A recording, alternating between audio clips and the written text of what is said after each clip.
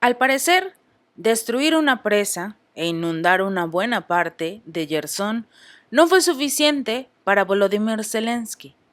El mandatario ucraniano habría realizado un nuevo atentado, un nuevo ataque, pero ahora contra un conducto de amoníaco que vincula la ciudad rusa de Toliati a la ucraniana de Odessa. Casualmente, en esta misma ciudad fue donde se registró una tragedia terrible en el 2014, de la cual la mayoría de los países occidentales en este momento guardan silencio. Por si fuera poco, esta tubería es de gran importancia, porque es una de las condiciones planteadas por Moscú para la prolongación del famoso Acuerdo del Transporte de Cereales desde puertos del Mar Negro, un acuerdo al cual llegó Moscú con la ONU, con la participación de Turquía incluso, porque necesitan esos granos, sobre todo porque llegan o deberían llegar a las localidades más necesitadas. Este ataque contra el conducto de amoníaco que conecta estas dos ciudades podría poner fin a esta iniciativa. El organismo militar ruso dio a conocer que un grupo adversivo ucraniano voló el conducto de amoníaco Toliati-Odessa cerca de la localidad Musyotovka en la provincia de Kharkov. Como consecuencia de este acto terrorista, hubo víctimas civiles de las cuales tampoco vamos a escuchar, porque como el ataque fue ucraniano, los países occidentales van a guardar completo silencio. Afortunadamente, se les proporcionó la asistencia médica necesaria, pero está en riesgo la continuidad de este acuerdo que va a afectar a más civiles en zonas de alta marginación. El ministerio detalló que actualmente, a través de las secciones dañadas, se vierten los restos de amoníaco que quedaban en territorio ucraniano, lo cual también va a ser un grave problema ambiental. Y de eso tampoco estamos escuchando absolutamente nada. La portavoz de la Cancillería rusa, María Zaharova, comentó en una rueda de prensa de emergencia que reparar este conducto Toliati-Odessa tras este sabotaje tomaría entre 1 y 3 meses, sobre todo si se encuentran en ese lugar militares ucranianos para que lleguen como tal los militares rusos o los encargados de esta tubería para esta zona, sobre todo para salvaguardar la vida de estas personas.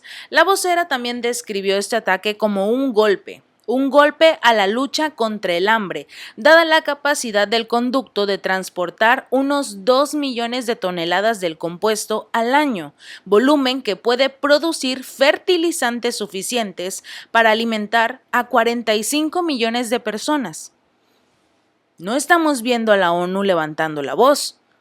No estamos viendo a ninguno de los organismos internacionales que tanto estuvieron luchando para que este acuerdo alimentario se llevara a cabo, sobre todo porque los granos y principalmente los fertilizantes son necesarios para los países de la Unión Europea.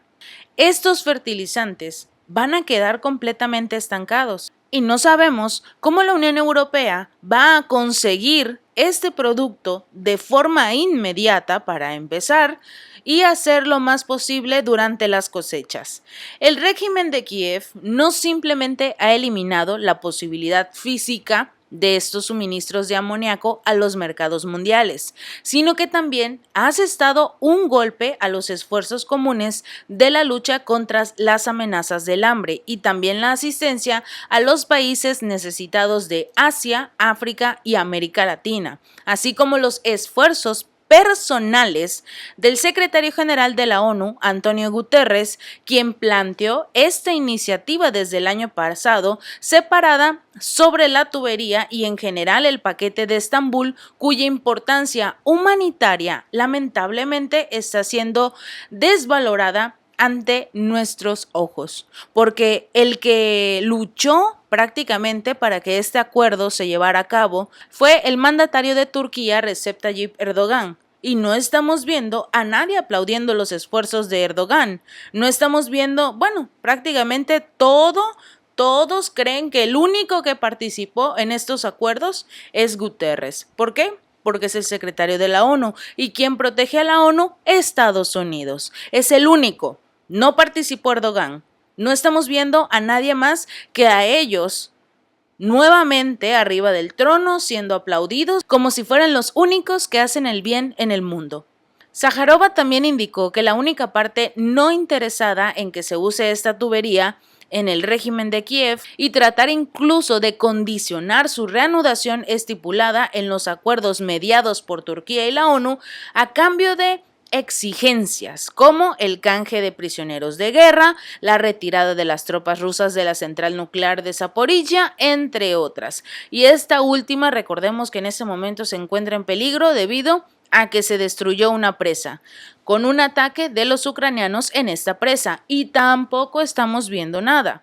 No vemos a la ONU preocupada. La OEA ya lanzó una alerta después de haber esperado un par de horas y sobre todo investigar las condiciones de la presa, y dijo que se encontraban en peligro, que se tiene que estar supervisando día y noche. A medida que aumentó la presión internacional sobre Ucrania, al parecer, en las entrañas del régimen de Kiev o de sus patrocinadores, se tomó la decisión de que no hay tubería, no hay problemas. Vamos a buscar la manera de arruinar a Rusia. No pudimos con el petróleo, no pudimos con el oro, las sanciones no sirven para nada, bueno, vamos a destruir una presa. Vamos a inundar esta zona que supuestamente queremos recuperar, pero que tampoco les interesa tanto porque la mayoría de la población, por no decir más del 95% de esta, quiere formar parte de Rusia después de firmar los referéndums el año pasado. Este tipo de escenario ya lo vimos. Lo vivimos cuando se destruyeron los gasoductos Nord Stream 1 y 2. En ese entonces también culparon a Rusia. Decían que el único interesado en que esos gasoductos se destruyeran era precisamente Vladimir Putin, cuando el que realmente se benefició de todo esto fue Estados Unidos, revendiéndole gas y petróleo a sus aliados de la Unión Europea, y Zelensky siendo el único que tiene en este momento una tubería que pasa de Rusia a la Unión Europea. Y como tienen que atravesar su territorio, ellos deciden cuándo abren y cuándo cierran. Que no tienen empleados suficientes, cierran.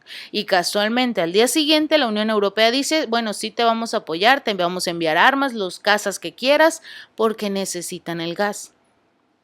Ahora vamos a ver cómo van a conseguir este amoníaco y lo necesario para crear estos fertilizantes que se van a necesitar para esta cosecha. Zaharova también comparó al régimen de Kiev con las organizaciones terroristas y extremistas creadas por Occidente, como Al Qaeda y el famoso Estado Islámico.